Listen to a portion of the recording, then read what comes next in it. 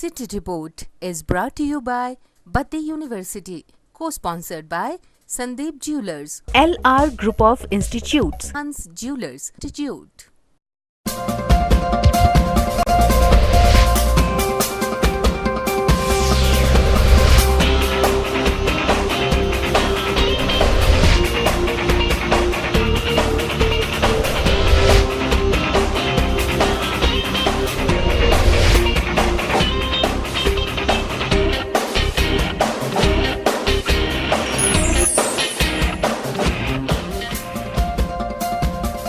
नमस्कार, city channel में आपका स्वागत है। सिटी रिपोर्ट के आज के इस अंक के साथ मैं लक्ष्मी ठाकुर।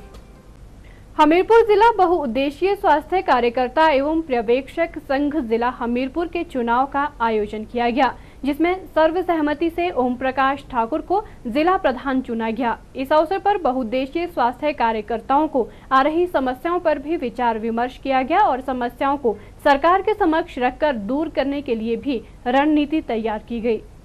बहुउद्देशीय स्वास्थ्य कार्यकर्ता व पर्यवेक्षक संघ जिला हमीरपुर के चुनाव अधिकारी रूपलाल तथा सह चुनाव अधिकारी एवं प्रदेश के महासचिव के सहगल ने प्रदेशाध्यक्ष हेम सिंह ठाकुर की अध्यक्षता में संपन्न करवाए, जिसमें प्रधान पद के लिए ओम प्रकाश ठाकुर, महासचिव जोगिंदर सिंह, वरिष्ठ उप प्रधान संतोष बन्याल, उप प्रधान सीता रानी, संगठन सचिव पुष्पा पटियाल और कार्यकारिणी के सदस्यों के रूप में बलदेव चौहान, अजय जगोता, किशोरी लाल, लेखराज, प्रकाश चंद, जगदीश चंद और कुलदीप ठाकुर को चुना गया।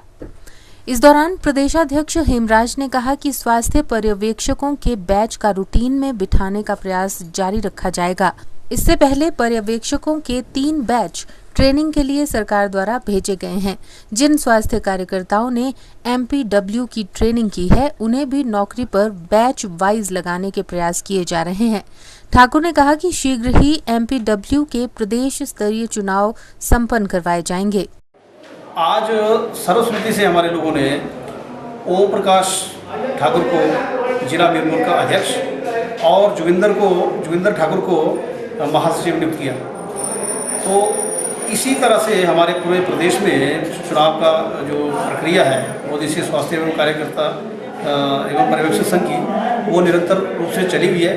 6 जिलों में हमारे चुनाव संपन्न हो गए और अभी 6 जिला हमारे बाकी बचते हैं। उन जिलों में भी इसी तरह से हम बड़े अच्छे वातावरण में निष्पक्ष और स्वतंत्र रूप से चुनाव के माध्यम से करवाएंगे और उसके बाद प्रदेश स्तर पे चुनाव होगा, प्रदेश में कार्यकारिणी का गठन होगा।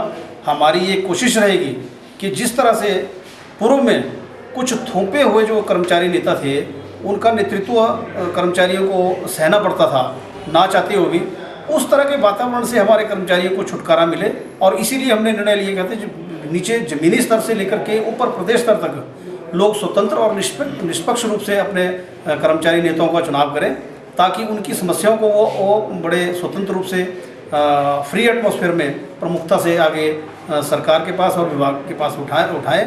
सिटी चैनल के लिए हमीरपुर से अरविंदर सिंह की रिपोर्ट।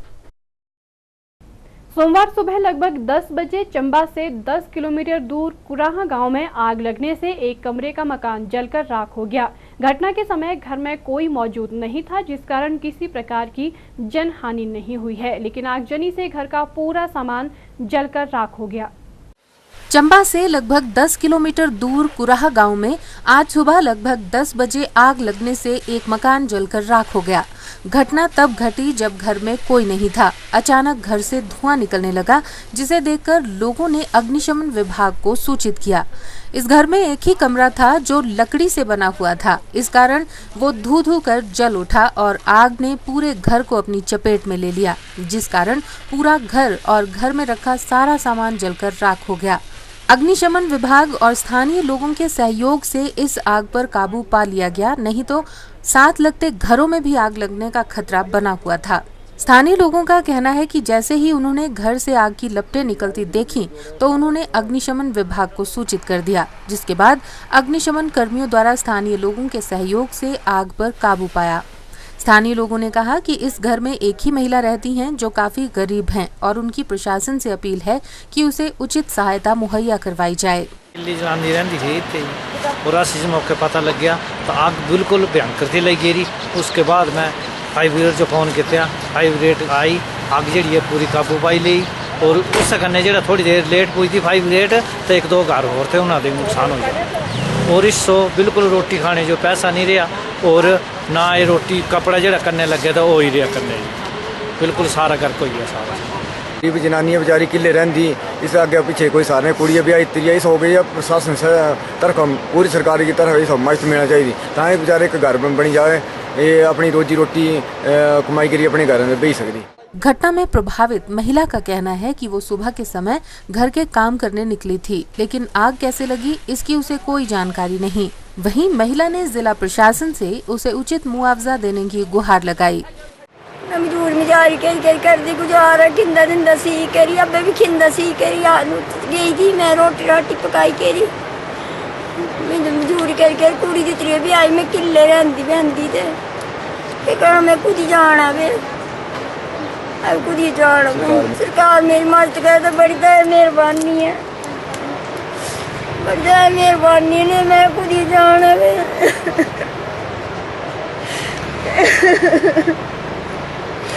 मेरे का पैसा नहीं देना नहीं पल्ले किसी ने। घटना की पुष्टि करते हुए अग्निशमन कर्मियों ने बताया कि जैसे ही उन्हें घटना की जानकारी मिली वैसे ही वे घटना स्थल की ओर रवाना हुए। इसके बाद स्थानीय लोगों की मदद से आग पर काबू पाया गया, लेकिन ये एक कमरे का मकान पूरी तरह से जलकर राख हो गया है। उन्होंने बताया कि फिर भी उन्होंने आग को फैलने से रोका, जिस कारण अन्य घरों को नुकसान होने से बचा लिया गया।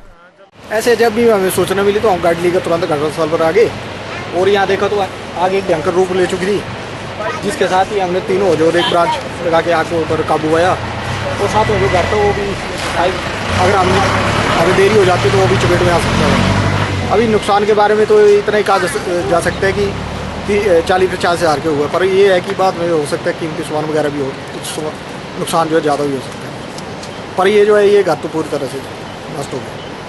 जैसे 10-5 बजे हमें सूचना मिली तो हम गाड़ी लेकर सीधे आ गए और आते ही देखा कि एक कमरा जो है आग की चपेट में पूरी तरह से गिर चुका था और हमने 3 हौज लगा के उसको ले लिया। अगर आग ज़्यादा हम नहीं पहुँचते तो दूसरे जो वो थे मकान थे उसको भी आग लग सकती है और पूरी तरह से बुझा दिया और नष्ट हो गया पूरा।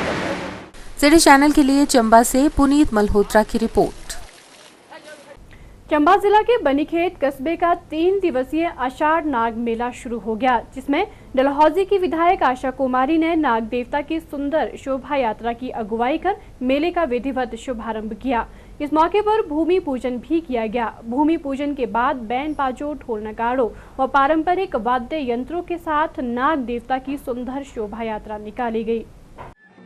चंबा जिला के बनीखेत कस्बे में शोभा यात्रा के साथ आषाढ़ नाग मेले का आगाज हुआ। डलहौजी की विधायक आशा कुमारी ने नाग देवता की सुंदर शोभा यात्रा की अगुवाई कर मेले का विधिवत शुभारंभ किया। उन्होंने स्थानीय नाग देवता मंदिर में पूजा अर्चना की और इसके उपरांत नाग देवता मंदिर के प्रस्तावित भवन का भूमि पूजन भी किया।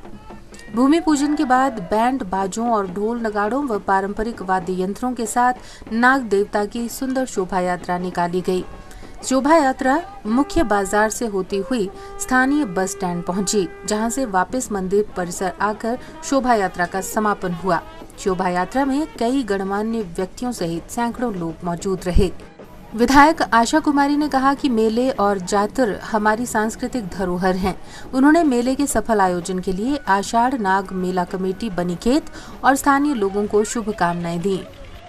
जो मेले और जातर हैं ये हमारी हिमाचल की धरोहर हैं और मैं आज नाग जातर मेला बनीखेत के अवसर पर सभी बनीखेत वासियों को बहुत बहुत बधाई देती हूँ, शुभकामनाएं देती हूँ और उम्मीद करती हूँ कि नाग देवता की कृपा जो है सबके ऊपर बनी रहे। सिटी चैनल के लिए डलहौजी से बॉबी सिंह की रिपोर्ट। हिमाचल प्रदेश तकनीकी विश्वविद्यालय हमीरपुर के तहत चौथे सेमेस्टर के 2 पेपर के लीक होने पर तुरंत विश्वविद्यालय द्वारा इसकी तिथि में फेरबदल किया गया है। 2 पेपर के लीक होने पर जहां विद्यार्थियों को 23 जून को होने वाली परीक्षा से वंचित रहना पड़ा है, वहीं अब दोबारा से पेपर की तिथि 25 जून तय की गई है, जिसके चलते अब नए सिरे से पेपर सेट किए जाएंगे। साथ ही पेपर के लीक होने पर जाँच बिठाकर जल्द रिपोर्ट तैयार करने को कहा गया है। हमीरपुर स्थित हिमाचल प्रदेश तकनीकी विश्वविद्यालय के मैकेनिकल व सिविल के चौथे सेमेस्टर पुराने सिलेबस के पेपर लीक हो गए हैं, जिस कारण विद्यार्थियों को काफी परेशानी उठानी पड़ रही है। हालांकि पेपर लीक होने के तुरंत बाद इसे रद्द कर दिया गया और पेपर लीक होने के बाद इस पर जांच बिठा दी गई है और आगामी तिथि पेपरों की 25 जून तय की गई है। विश्वविद्यालय ने पेपरों के लीक होने पर जाँच बिठाकर जल्द रिपोर्ट भी तैयार करने को कहा है, ताकि पता लगाया जा सके कि पेपर किसने लीक किए थे। हिमाचल प्रदेश तकनीकी विश्वविद्यालय हमीरपुर के रजिस्ट्रार मनोज सिंह ने बताया कि मैकेनिकल व सिविल के चौथे सेमेस्टर पुराने सिलेबस के पेपर लीक हुए हैं और अभी तक पेपरों के लीक होने के कारणों का पता नहीं चल पाया है। उन्होंने कहा कि पेपर लीक होने पर 25 जून अगली तिथि तय की गई है और पेपर लीक होने पर जांच बिठाई गई है। ऐसा आज सुबह ही कोई अराउंड 8 की बजे टेलीफोन आया था कैसे कि ऐसे कोई पेपर लीक हुए हैं जो आज होने वाले हैं। इमीडिएटली प्राइमा फेसी एविडेंस हमें ऐसे लगा कि शायद कोई पेपर लीक हुआ है। इमीडिएटली हमने रेमेडियल मेजर ये लिया कि उस पेपर को हमने पोस्टपोन कर दिया है 25 तारीख के लिए और उसकी जगह हम फ्रेश क्वेश्चन पेपर सभी सेंटर्स पर उपलब्ध कराएंगे, ताकि अगर इस तरह से कोई इशू हुआ भी है तो उसमें हम काउंटर मेजर लें। 4th सेमेस्टर का ओल्ड सिलेबस का पेपर रीअपीयर्स, इसमें कोई कारणों का पता नहीं लगा। हमने इसके ऊपर इंक्वायरी भी बिठाई है, एक इंक्वायरी अफसर भी अपॉइंट कर दिया है। वो अपनी फुल रिपोर्ट देंगे पूरा इन्वेस्टिगेट करके, जहाँ जहाँ से रिसोर्सेज से उनको पता चलता है अकॉर्डिंगली हम जो भी रिपोर्ट में आता है उसके ऊपर फर्दर एक्शन करेंगे। सिटी चैनल के लिए हमीरपुर से अरविंदर सिंह की रिपोर्ट।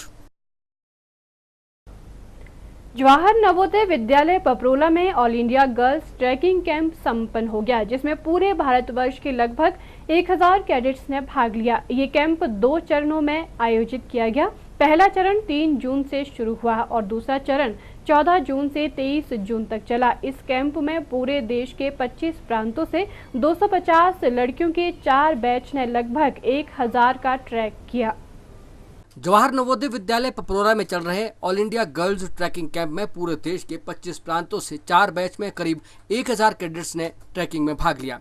इस ट्रैकिंग में कुल 85 किलोमीटर के ट्रैक के दौरान कैडेट्स को कई तरह के प्रशिक्षण दिए गए। ट्रैक में बैजनाथ पपरोला के आसपास के स्थानों में ताशीजोंग, महाकाल मंदिर, बैजनाथ शिव मंदिर, चामुंडा मंदिर, भट्टू संसाल और बीड बिलिंग में पैराग्लाइडिंग साइट निर्धारित की गई थी। ट्रैक शुरू होने से पहले मुख्य अतिथि के रूप में पधारे लेफ्टिनेंट जनरल अनिरुद्ध चक्रवर्ती ने कैडेट्स को जरूरी दिशा निर्देश देने के बाद फ्लैग ऑफ किया। कैडेट्स ने कहा कि इस कैंप में हिमाचल में ट्रैकिंग करने का बहुत मजा आया। यहाँ का मौसम बहुत अच्छा है और हमने आपस में बहुत कुछ सीखा। कैडेट्स ने कहा कि एनसीसी उन्हें बहुत कुछ सिखाती है। सबसे जरूरी उन्हें अनुशासन में रहना और हिमाचल में ट्रैकिंग करने का बेहद आनंद आया। यह एनसीसी में कैसा अनुभव फील? बहुत अच्छा फील। बताइए आप कैसा लगा हिमाचल में? बहुत अच्छी जगह है, यहाँ का वेदर भी बहुत अच्छा है, सब चीज़ें बहुत अच्छी। एनसीसी में क्या सीखा आपने? एनसीसी में डिसिप्लिन सीखा और यूनिटी और भी बहुत कुछ सीखा और हमें बहुत अच्छा लग रहा है। न्यू एक्सपीरियंस है। We are trekking and confident बन रहे हैं अपने आप में एंड स्ट्रॉन्ग बन रहे हैं। Being girls we are very happy to be here. City channel के लिए बैजनाथ से कमल गुप्ता की रिपोर्ट। मुख्यमंत्री वीरभद्र सिंह के 81वें जन्म दिवस पर प्रदेश भर में अनेक कार्यक्रम आयोजित किए गए। मुख्यमंत्री ने अपना जन्म दिवस हमेशा की तरह अपने निजी आवास हॉली लॉज में अपने परिवार और समर्थकों के साथ केक काटकर मनाया। सुबह से ही हॉली लॉज में मुख्यमंत्री को जन्मदिन की बधाई देने वालों का तांता लगना शुरू हो गया था। इस मौके पर लोगों ने हॉली लॉज परिसर में मिठाइयां बांटी और नाटी डाली। Happy birthday to you. Happy birthday just for you. Happy birthday to you. Happy birthday, happy birthday.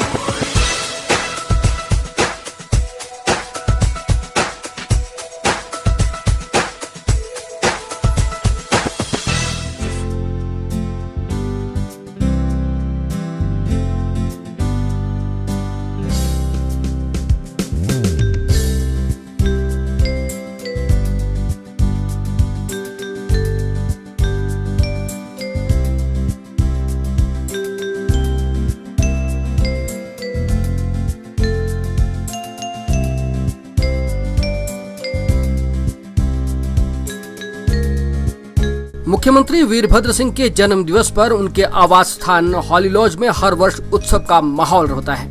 लोग ढोल नगाड़ों की धुन पर नाच गाकर अपने प्रिय नेता की दीर्घायु की कामना करते हैं। आज उनके 81वें जन्म दिवस पर वीरभद्र सिंह के परिवार के अलावा उनके मंत्रिमंडल के सदस्य, प्रशासनिक अधिकारी, कर्मचारी और समाज का हर वर्ग हॉली लॉज पहुंचा और उनके जन्मदिन पर बधाई दी।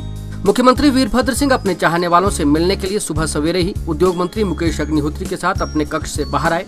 हॉली लॉज पहुंचे मुख्यमंत्री के चाहने वालों ने उन्हें फूल के गुलदस्ते भेंट कर उन्हें जन्मदिन की बधाइयां दी और उनके जय घोष के नारे लगाए।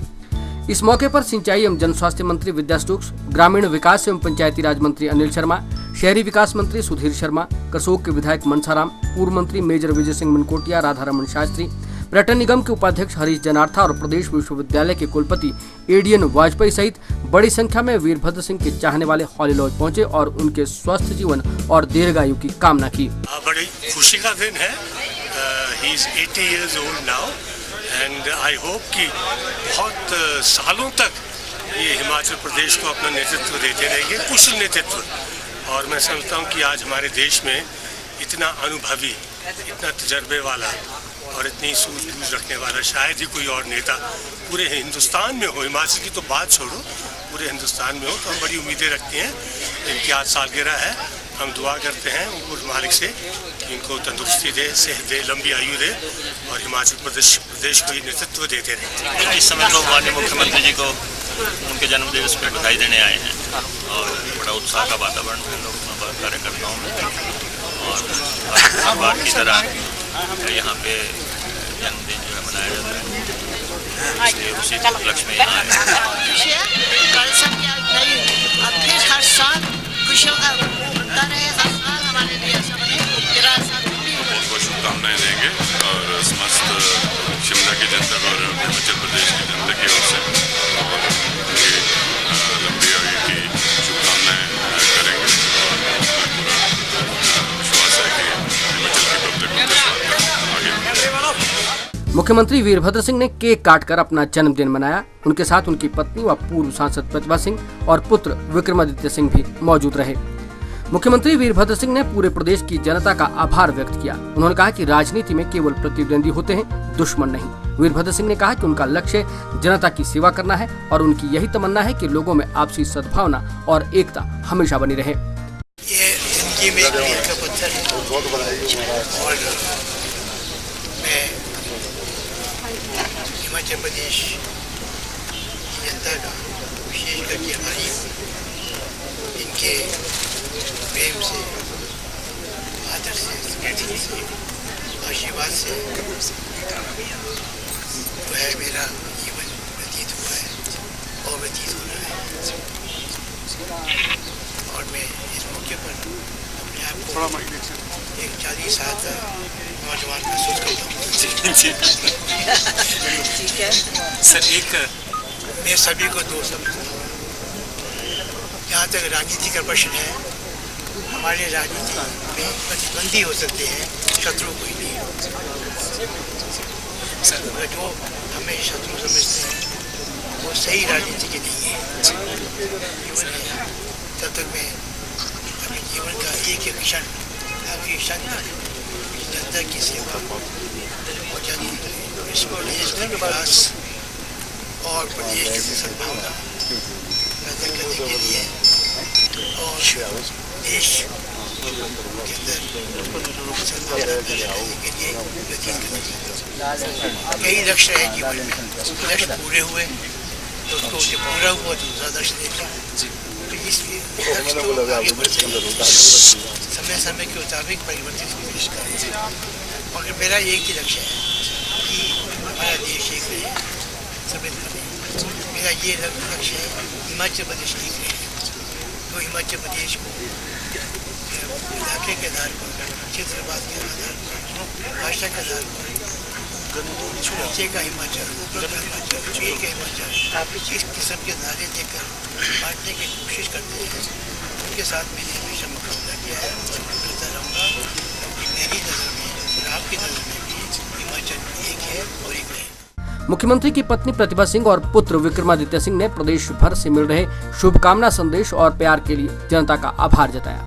प्रदेश की जनता जो हर कोने से आई है, मैं सभी का दिल की गहराइयों से आभार प्रकट करते हैं और उन्होंने जो अपनी शुभकामनाएं राज साहब को दी है, इनकी दीर्घायु के लिए ईश्वर से प्रार्थना की है, उन सब के हम बहुत बहुत आभारी हैं। और मैं इस अवसर पर हिमाचल प्रदेश की जनता का दिल से आभार प्रकट करना चाहती हूँ कि उन्होंने सदैव जो प्यार दिया है वो सदा बना रहे। आज जो यहाँ पे साइकिलों की तादाद में लोग आए हैं, माननीय मुख्यमंत्री वीरभद्र सिंह जी को अपने जन्मदिन पर शुभकामनाएं देते हैं। मैं सभी का दिल की गहराइयों से बहुत बहुत धन्यवाद करता हूँ कि उन्होंने इतना प्यार, इतना मान सम्मान हमारे परिवार को दिया है। और आज के दिन मैं सभी हिमाचल वासियों को बहुत बहुत शुभकामनाएं देना चाहूँगा कि उनका जो प्यार, उनका मान सम्मान है, उसी की वजह से आज मुख्यमंत्री वीरभद्र सिंह जी अपनी इस जगह पहुँच पाए हैं, उन्हीं की प्यार और मान सम्मान की वजह से पहुँच पाए हैं। और मैं चाहूँगा कि ऐसा ही स्नेह और लगाव भविष्य में भी आप लोगों का बना रहे। मुख्यमंत्री के जन्मदिन पर लोगों ने मिठाइयां बांटी और हॉली लॉज में खूब नाटी डाली।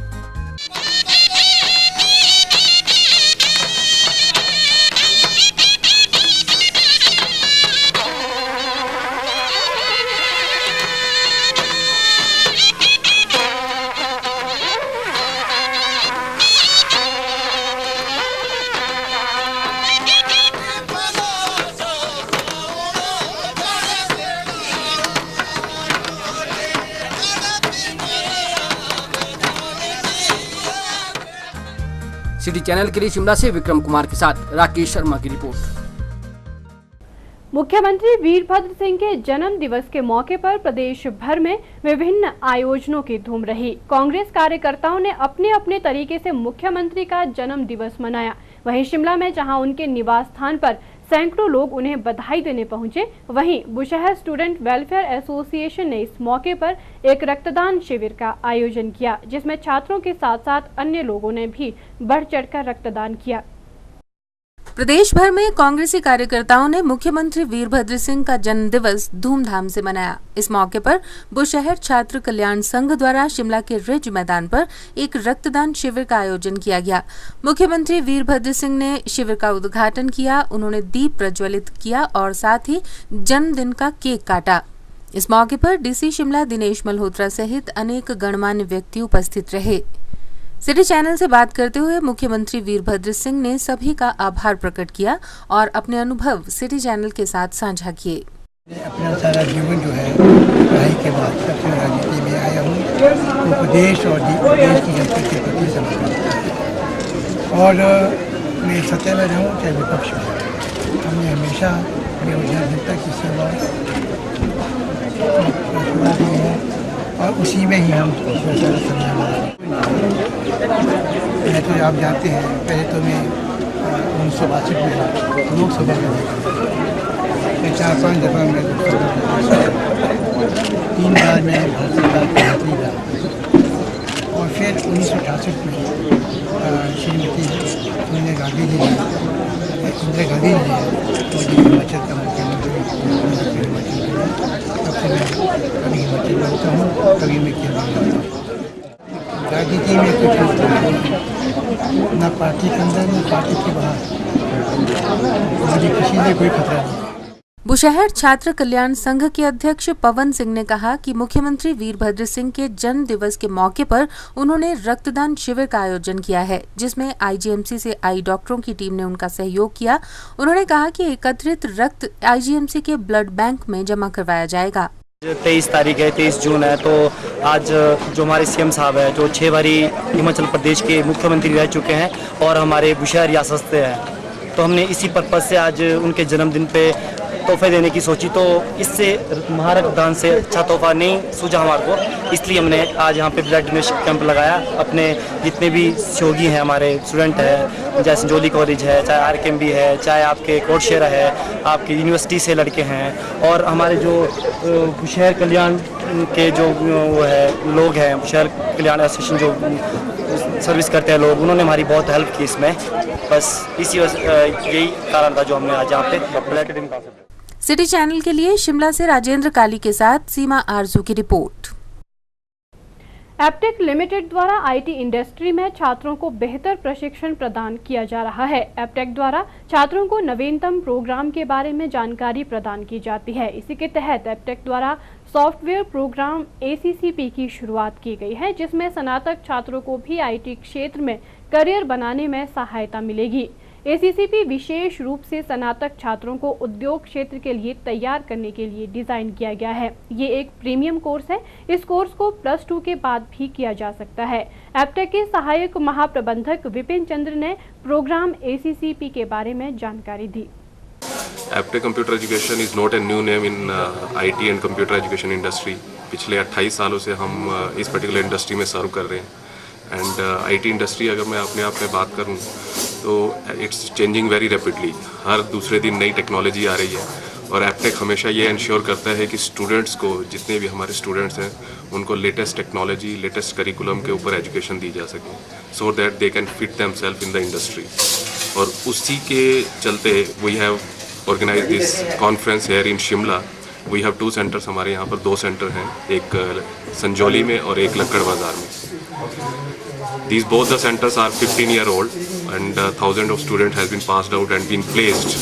अच्छी नौकरियां हमने उनको प्रोवाइड की है और उसका एक ही रीज़न है दैट जो हम कोर्सेज करवा रहे हैं that is been in line with the new technologies, new curriculum, जिसकी इस समय मार्केट में डिमांड है। And to take it to the next level, इसको अगले एक पायदान तक ले जाने के लिए we have launched a new learning portal for Aptech students with new program that is called ACCP software engineering, Aptech certified computer professional.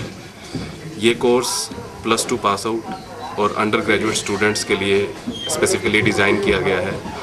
और एक ये मिथ है मार्केट में कि जो स्टूडेंट्स आर्ट्स या कॉमर्स बैकग्राउंड से हैं वो IT इंडस्ट्री में अपना कैरियर नहीं बना सकते, लेकिन ऐसा कुछ भी नहीं है। With our career program ACCP, चाहे वो स्टूडेंट्स आर्ट्स बैकग्राउंड से हो या कंप्यूटर आपको आता है या नहीं आता है, कॉमर्स बैकग्राउंड से हो, we start from A to Z of computers. हम बिल्कुल बेसिक से स्टार्ट करते हैं।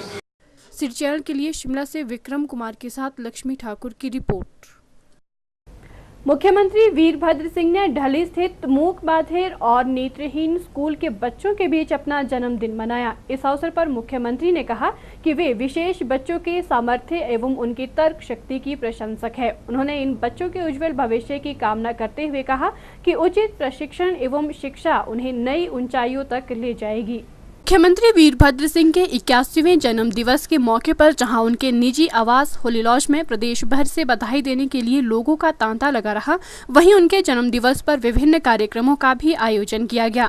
मुख्यमंत्री वीरभद्र सिंह के जन्म दिवस के मौके पर संजौली में रक्तदान शिविर का आयोजन किया गया, जिसमें लोगों ने बढ़ चढ़कर रक्तदान किया। इस मौके पर मुख्यमंत्री भी उपस्थित रहे। वहीं इस दौरान ढली स्थित बाधिर एवं नेत्रहीन विद्यालय में भी कार्यक्रम का आयोजन किया गया, जिसमें मुख्यमंत्री ने मुख्य अतिथि के रूप में शिरकत की। इस मौके पर मुख्यमंत्री ने केक काटा।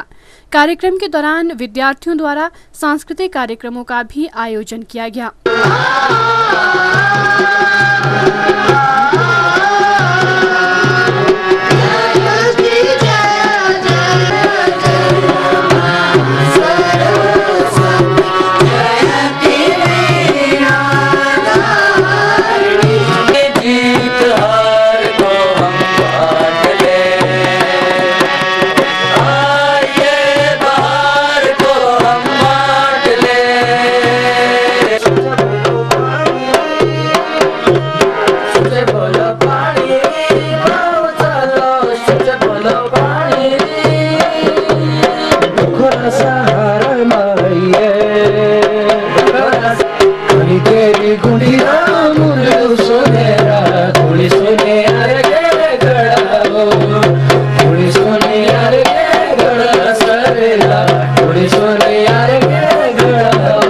मुख्यमंत्री वीरभद्र सिंह ने इस मौके पर प्रदेशवासियों का धन्यवाद किया।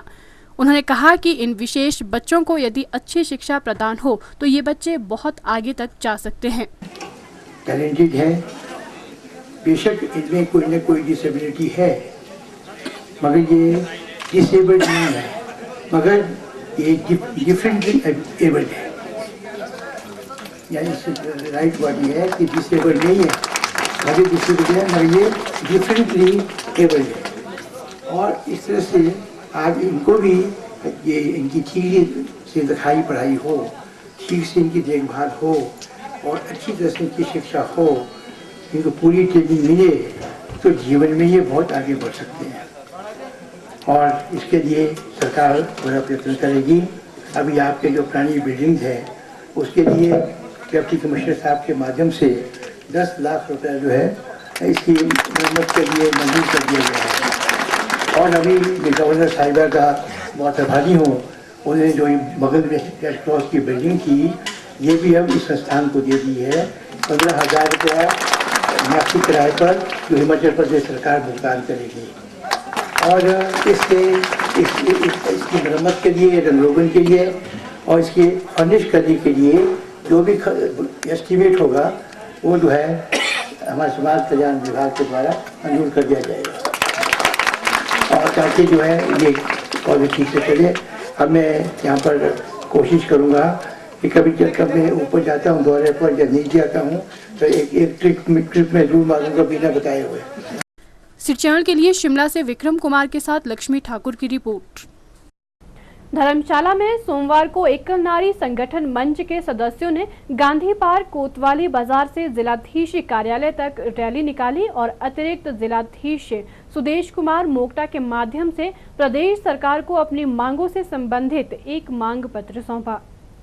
धर्मशाला में एकल नारी संगठन मंच के सदस्यों ने गांधी पार्क कोतवाली बाजार से जिलाधीश कार्यालय तक रैली निकाली। एकल नारी संगठन मंच के सदस्यों ने कहा कि प्रदेश में एकल नारियों की संख्या दिन प्रतिदिन बढ़ती जा रही है। एकल महिलाओं की समस्याओं पर चर्चा व उनके समाधान के लिए ऐसा कोई मंच नहीं था, परंतु वर्ष 2005 से हिमाचल प्रदेश में एकल नारी संगठन मंच का गठन किया जा चुका है, जो वर्तमान में हिमाचल प्रदेश के 10 जिलों में कार्यरत है। उन्होंने बताया कि जिला कांगड़ा में ये 150 पंचायत व 6 विकास खंड में कार्यरत है। ये संगठन समय समय पर बैठकों व जन सुनवाई द्वारा सरकार को अपनी समस्याओं से अवगत करवाता है और अपनी मांगे भी सरकार के समक्ष रखता है।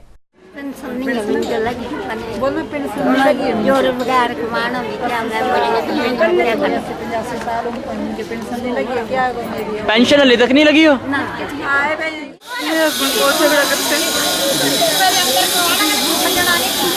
आपकी मांग क्या प्रशासन से मैडम? मेरी सुनवाई हो, मैं डिवोर्स का केस करना चाहती हूँ। डिवोर्स में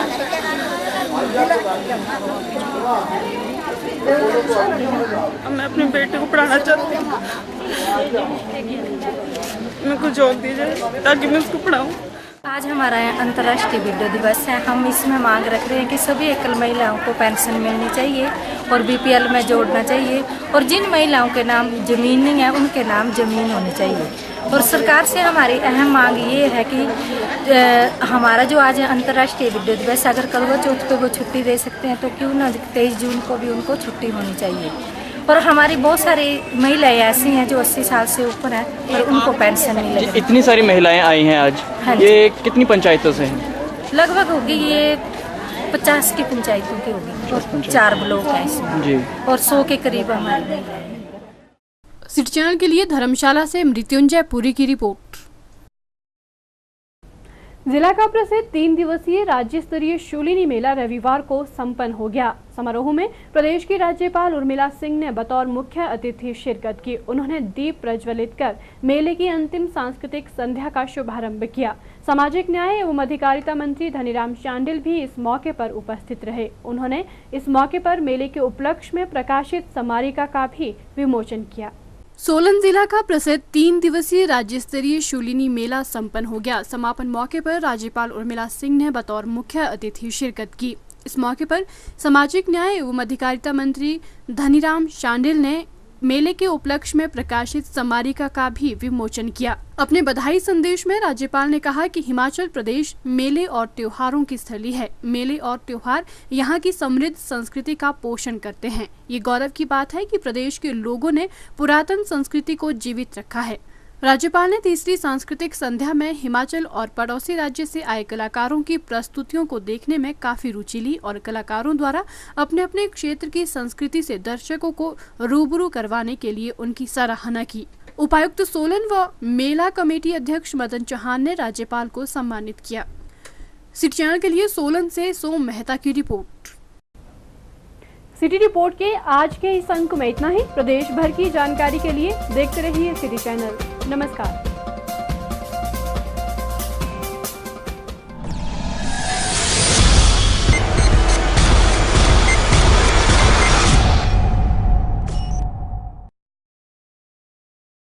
City Report was brought to you by Baddi University, co-sponsored by Sandeep Jewelers, LR Group of Institutes, Hans Jewelers Institute.